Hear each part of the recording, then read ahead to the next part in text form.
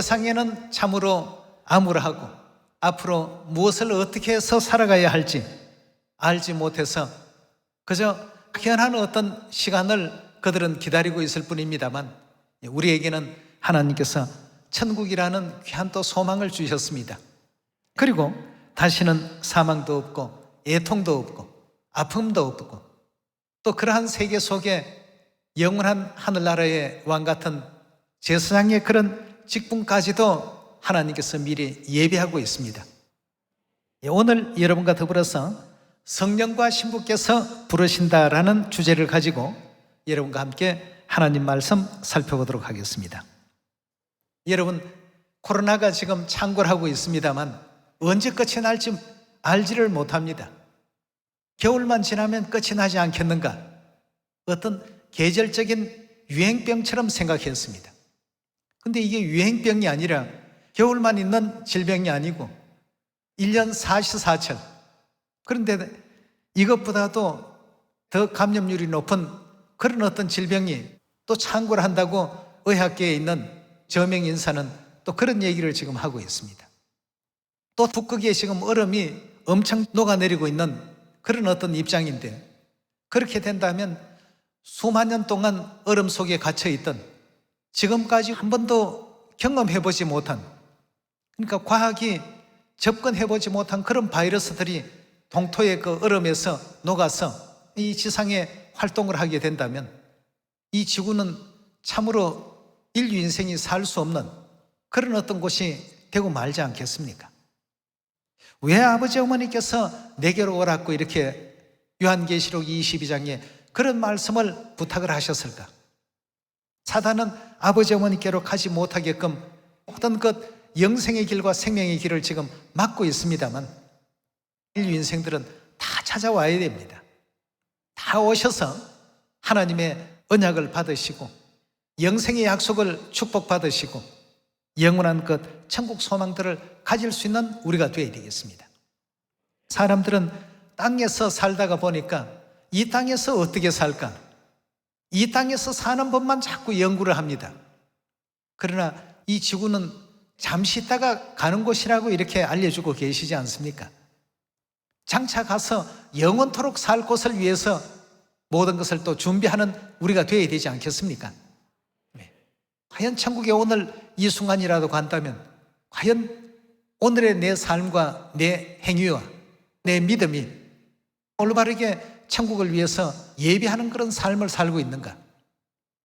이 지구상은 우리가 되돌아보면 수만 가지 어떤 질병으로 가득 차 있고 수만 가지 어떤 아픔과 어려움으로 가득 찬 이 세상입니다. 그러나 우리가 장차갈 그 천국은 다시는 사망이 없고 애통하는 것이 없고 고통하는 것이 없고 아픈 것이 없고 영원한 즐거움이 날로 창조되는 그런 세계라고 말씀 주지 않았습니까? 예. 여러분도 그렇게 생각이 되시겠지만 요즘 세월 참 빠르죠. 여러분, 우리가 살아가는 삶의 시간이 빛과 같이 지금 지나가고 있습니다. 정신을 차려야 됩니다. 우리의 삶의 어떤 표대를 맞추고 오늘 또 어떻게 천국의 상급을 쌓아갈까를 생각할 줄 아는 우리가 되어야 되죠. 잠시 잠깐 어리석은 생각을 해버리게 된다면 우리에게 주신 모든 시간들이 헛되게 다 달아나 버릴 수밖에 없습니다. 그래서 천국길을 잃고 방황하지 마시라는 것입니다. 그래서 아버지 어머니 향한 믿음은 언제까지요? 끝까지 견디는 자라야 구원을 얻으리라고 하셨으니까 끝까지 이 믿음 잃어버리지 않고 이 길을 또 걸어갈 수 있는 여러분과 제가 꼭 되시길 바라겠습니다. 요한계시록 22장 17절의 말씀 함께 보겠습니다. 성령과 신부가 말씀하시기를 어떻게 하라고요? 오라 하시는도다. 듣는 자도 오라 할 것이요 목마른 자도 올 것이요 또 원하는 자는 값없이 뭘 받으라고요? 생명수를 받으라고 이렇게 말씀을 주셨습니다. 그리고 연이어 나오시는 말씀이 뭐라고 했습니까? 내가 이 책의 예언의 말씀을 듣는 각인에게 전가하노니 만일 누구든지 이것들 외에 더하면 하나님이 이 책에 기록된 재앙들을 그에게 더하실 터이요 만일 누구든지 이 책의 예언의 말씀에서 제하여 버리면 하나님이 이 책에 기록된 생명나무와 및 거룩한 성에 참여함을 제하여 버리시리라 하고 했습니다. 천국에 갈 수 있느냐 가지 못하느냐는 이 성경에 기록된 말씀을 그대로 지키느냐 지키지 않느냐, 행하느냐 행하지 않느냐에 다 달린 것이라고 했으니까 성령과 신부에게 오라고 했으면 어떻게 해야 됩니까? 성령과 신부를 믿고 성령과 신부에게 나아갈 수 있는 우리가 되어야 된다는 것입니다. 그리고 연이어 나오신 말씀이 이 책의 예언의 말씀에서 절대 더하지도 말고 빼지도 말란 말이죠. 물론 다른 많은 말씀도 더하거나 빼서는 안 되겠지만 성령과 신부에게 오라고 하시는 이 말씀에서 절대 더하거나 빼서는 안 됩니다. 그렇다면 당연히 누구를 찾으라는 뜻입니까? 성령과 신부 대신 아버지 하나님과 어머니 하나님을 찾는 자가 이 인류 역사에 있어서 가장 축복받은 자들입니다. 그리고 아버지 어머니 거하시는 그 시온에서 끝까지 믿음을 지키고 견디는 자가 구원을 얻게 될 것이고 하늘나라에서 거룩하다 칭함을 받게 될 것 아니겠습니까? 우리 모두는 반드시 그런 입장이 되어야 되겠습니다. 그러면 여기서 성령과 신부께서 왜 생명수를 값없이 와서 받아가라고 이렇게 말씀을 하실까? 그리고 생명수를 지금 주시고 계시는 분은 사도 요한의 계시 가운데 오직 성령과 누구밖에는 없었습니까? 신부 외에는 없습니다. 그럼 이 생명수를 주시는 이 성령과 신부는 어떤 분이신지 우리 요한복음 4장에서 그 문제에 대한 답을 찾아보도록 합시다. 이 생명수에 대한 문제를 먼저 한번 이해를 해보도록 하겠습니다. 4장 14절입니다.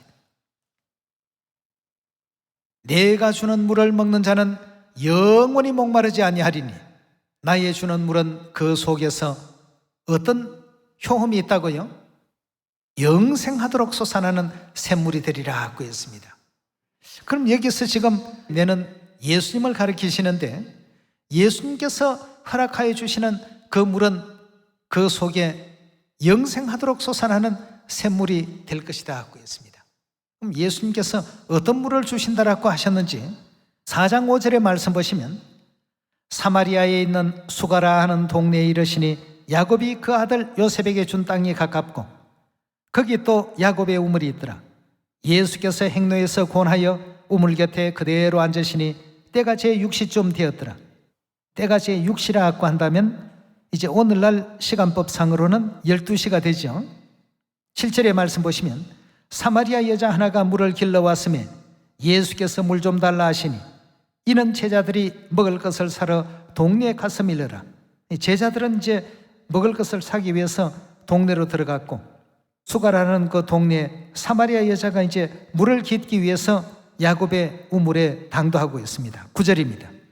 사마리아 여자가 가로되 당신은 유대인으로서 어찌하여 사마리아 여자 나에게 물을 달라 하나이까 하니 이는 유대인이 사마리아인과 상종치 아니함이러라. 예수께서 대답하여 가라사대 내가 만일 하나님의 선물과 또 내게 물 좀 달라 하는 이가 누구인 줄 알았더라면, 다시 말해서 내가 누구인 줄 너가 알았더라면 너가 그에게 반드시 구했을 것이다 하고 했어요. 뭘 주신다고 했습니까? 생수를 내게 주었으리라 하고 했습니다. 생수는 달리 표현하면 생명수지요. 요한계시록 22장 17절에 성령과 신부께서 마지막에 뭘 주신다고 했습니까? 생명수를 주신다고 하셨는데 그 생명수는 영생하도록 있는 샘물이 될 것이다 하고 했습니다. 다시 말해서 영생을 주시는데 그 영생을 내가 누구인 줄 알았더라면 너가 나에게 나와서 틀림없이 생수를 구했을 것이다 말이죠. 당신이 그러면 우리 조상 야곱보다 더 큽니까 하고 이렇게 계속 그 여인이 예수님과 대화를 지금 계속 나누는 중에 예수님께서 14절에 주신 말씀이 내가 주는 물을 먹는 자는 영원히 목마르지 아니할 것이다. 나의 주는 물은 그 속에서 무엇이 솟아난다고요? 영생하도록 솟아나는 샘물이 될 것이다.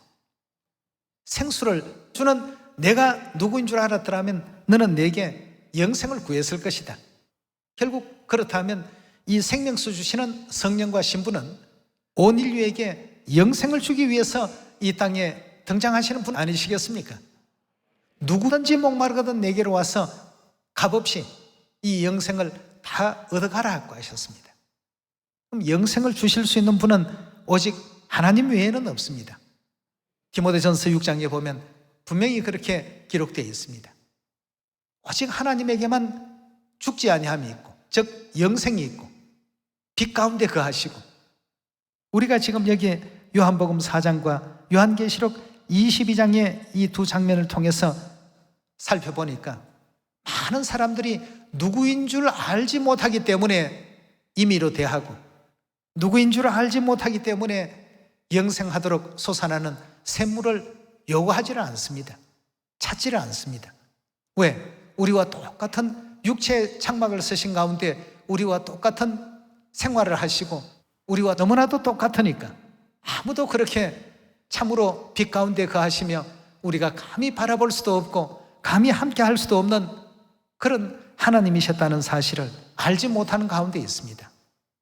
사마리아 여인과의 이 대화는 단지 그때 있고 많은 어떤 역사가 아니라 오늘날 우리들을 일깨워 주시기 위해서 요한복음 가운데 기록해 놓으신 것 아니겠습니까? 성령과 신부에게 나아가야만 얻을 수 있는 영생이요, 성령과 신부에게 온전히 나아오라고 일러주신 분은 오직 우리 하나님이십니다. 우리 하늘의 모든 자녀들은 그 음성을 우리가 듣고 아버지 어머님께 나아가서 우리에게 일러주신 모든 삶의 방법과 또 삶의 원칙과 우리의 어떤 믿음의 그 시간들을 은혜롭고 또 아름답게 또 진행하는 가운데 천국을 항상 소망 가운데 두어야 됩니다. 이 땅에 한번 여러분 보십시오. 유명하다고 하는 대통령도 5년이면 다 어떻습니까? 자리에서 다 물러납니다. 아무리 좋은 직장도 나이가 되면 다 은퇴해야 됩니다. 어제 많은 사람들이 허리를 굽히던 그런 사람이 오늘에 와서는 아무것도 아닌 사람이 되어버리는 것이 이 땅의 어떤 제도입니다. 여기의 것은 정말 잠깐입니다. 모든 것이 다 한시적입니다. 어차피 시간과 공간에 제한을 받고 사는 세계이기 때문에 어쩔 수 없이 그 시간이 되면 다 내려놔야 됩니다. 그러나 우리가 가는 영원한 천국은 아픔도 없지요.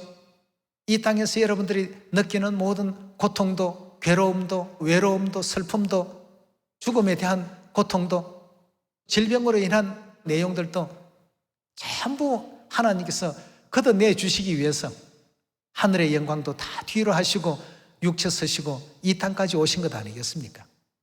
그리고 십자가에 우리 죄 대신해서 피 흘려 주신 그 모든 그 희생을 우리가 생각한다면 참으로 하늘아버지 하늘어머니의 우리 위한 그 모든 희생의 그 삶을 결단코 잊어버리는 어리석음은 우리가 범해서는 안 되겠습니다. 지금 코로나로 말미암아서 한 6개월여 동안 여러분들이 그 교회도 자유롭게 이렇게 또 나오지도 못하시고 예배도 가정 예배를 드려야 되는 상황도 이제 지금 부분마다 많이 또 계셨고, 그러다가 보니까 어떤 사람들은 교회 안 나가니까 믿음이 시들어지는 것 같아. 여러분, 천국은 가셔야 됩니다. 교회 나오면 믿음이 좋아지고 교회 안 나오면 믿음이 시든다. 이게 굉장히 참 안타까운 내용입니다. 교회에 오시든 그렇지 아니하든 하나님과 항상 동행하는 우리의 나날의 어떤 삶이 되어야 되겠습니다. 하나님이 붙들어 주셔야 우리가 갈 수 있는 천국이죠. 아니 그렇습니까? 그래서 계시록 22장과 요한복음 4장의 두 짝된 말씀을 살펴보니까 결국 생명수는 우리에게 영생을 주기 위한 하나님의 어떤 그 섭리와 뜻이 작용되어 있다는 사실을 확인할 수 있습니다. 또한 내가 누구인 줄 알았더라면 너가 내게 이 생수를 구했을 것이다. 즉 영생을 구했을 것이다 라는 이와 같은 뜻이 되겠는데요, 누구인 줄 알지 못하니까 그런 것을 구하지도 못하고 그렇게 많은 어떤 식구들이 하나님 믿고 우리 천국 갑시다, 좋은 소식 많이 전해주고 들려주는데도 불구하고 많은 사람들은 그걸 외면하고 있습니다. 하나님께서 직접 보낸 사람인데도 불구하고 말이죠. 영적 세계를 보지 아니하고 자꾸 이 땅만 봅니다. 이 땅만 보니까 방법이 없으니까 이걸 먹으면 좋아질까? 저걸 바르면 좋아질까? 육각수 물을 먹으면 좋을까? 오각수가 좋을까? 오각수, 육각수 찾지 말고 생명수를 찾으라고 하십시다. 네. 하나님께서 우리의 미래를 빛나고 찬란하게 만들어 주시려고 예비해 놓으신 하나님의 크신 어떤 플랜이 이 속에 다 감춰져 있는데 말이죠. 우리 위해서 예비해 놓으신 이 좋은 세계는 다 뒷전이고, 이 땅에서 뭐 조금 덜어놓으면 마음이 든든하고 뭐 가진 게 없으면 불안하고, 공중에 나는 새도 하나님께서 다 먹이시고 입히시고, 너희는 이 미물들보다 더 귀한데 왜 그런 염려를 하느냐 말이죠. 우리는 오직 하나님의 어떤 뜻대로 지금 오늘 하루를 은혜롭게 살았는가, 천국 가서 내가 받게 될 축복과 상급을 지금 오늘 이 하루라는 시간 속에 쌓고 있는가, 이걸 생각할 줄 아는 우리가 되어야 되겠습니다. 자, 우리 요한복음 3장 31절의 말씀 보겠습니다. 위로부터 오시는 이는 만물 위에 계시고 땅에서 난 이는 땅에 속하여 땅에 속한 것을 말하느니라. 하늘로서 오시는 이는 만물 위에 계시나니 그가 그 보고 들은 것을 증거하되 그의 증거를 받는 이가 없도다 고 했습니다. 하늘에서 지금 보고 들은 것을 그대로 설명하시고 증거하시는데, 성령과 신부께서 이 땅에 오셔서 인류를 다 불러서 천국으로 바르게 또 인도해 가시고자 하시는 것이 하나님의 뜻이신데, 그가 그 보고 들었던 것을 그대로 지금 증거를 하고 있는데도 그의 증거를 받는 사람이 없더라고 했습니다. 그의 증거를 받는 이는 하나님을 참되시다 하여 인천하니라. 하나님의 보내신 이는 하나님의 말씀을 하나니 이는 하나님이 성령을 한량없이 주심이니라. 아버지께서 아들을 사랑하사 만물을 그 손에 주셨으니 아들을 믿는 자는 뭐가 있다고요? 영생이 있고, 아들을 순종치 아니하는 자는 영생을 보지 못하고 도리어 하나님의 진노가 그 속에 머물러 있느니라 하고 했습니다. 아들 하게 되면 예수님을 뜻하고 그리스도를 뜻하죠. 또 비유적인 입장에 보면 어린 양이십니다. 어린 양을 믿는 자는 영생이 있고 순종치 아니하는 자는 영생을 보지 못할 것이다 하고 했습니다. 이 땅의 사람들은 땅만 바라보고 삽니다만 우리 하늘 사람들은 하늘을 바라보고 살아야 됩니다. 항상 하늘을 바라보면서 이 땅에서의 좀 높고 낮음, 이 땅에서의 조금 더 가지고 적게 가지고, 이 차이를 너무 이렇게 여러분 대단하게 생각지 마십시오. 유명하다고 하는 사람, 부유하다고 하는 사람 다 떠났습니다. 아시지 않습니까? 이 땅에서 성공했다, 분명히 그들은 행복할 것이다. 아닙니다. 행복은 천국에 있습니다. 거기에서 하나님께서 다 예비해 놓으셨습니다. 자꾸 이 땅의 신기루를 따라서 이렇게 가다가 보면 결국은 잡지도 못하고 다 허송한 세월만 보내게 되는 이런 어떤 그 삶 속에 살 수밖에 없는데, 하나님께서는 참것을 우리에게 일깨워 주시기 위해서 성령과 신부가 바로 길과 진리니까, 내가 길이요 진리요 생명이니까 내게로 오라고 이렇게 일러주지 않았습니까? 그러나 사람들은 아무도 오지 않더라고 했습니다. 그 안타까운 그 내용을 우리 요한복음 5장에서 한번 확인해 봅시다. 5장 39절의 말씀 보시면, 너희가 성경에서 영생을 얻는 줄 생각하고 성경을 상고하거니와 이 성경이 곧 내게 대하여 증거하는 것이로다. 그러나 너희가 영생을 얻기 위하여 내게 오기를 어떻게 했다고요? 원하지 않더라고 했습니다. 이 얼마나 안타까운 슬픈 사연입니까? 성령과 신부에게 인류가 지금 온전히 다 나와야지만 영원한 영생을 얻을 수가 있는 것입니다. 여러분, 이 땅에서 한 해 한 해 시간이 지나니까 사람들은 자신들이 나이 들어간다는 이 사실에 굉장히 서글프게 생각하는 것 같습니다. 영적인 어떤 세계가 없고 천국이 없다면 굉장히 서글플 것 같아요. 공감이 됩니다. 그러나 우리에게는 천국이 있지 않습니까? 어려움 속에서도 우리가 어려운 그 현실에 자꾸 급급하지 말고, 그래, 우리에게 하나님께서 천국을 주셨지. 내가 갈 곳은 이렇게 어렵지는 않아. 이렇게 아프지는 않아. 이렇게 고통스럽지는 않아. 이렇게 죽을까 봐 걱정하고 염려하지는 않아. 천국을 잊어버리면 안 됩니다, 여러분. 천국을 잊지 마시고 하나님을 잊지 마셔야 됩니다. 성령과 신부께서 이 모든 길이 되어 주실 것이니까 끝까지 아버지 어머님 또 걸어가시는 그 생명의 길, 영원한 영생의 길로 끝까지 또 따를 줄 알고 또 순응할 줄 아는 여러분과 제가 꼭 되시기를 부탁드리겠습니다. 같은 요한복음 6장에 54절 말씀 좀 더 이어서 보도록 하겠습니다. 6장 54절입니다. 내 살을 먹고 내 피를 마시는 자는 뭘 갖는다고요?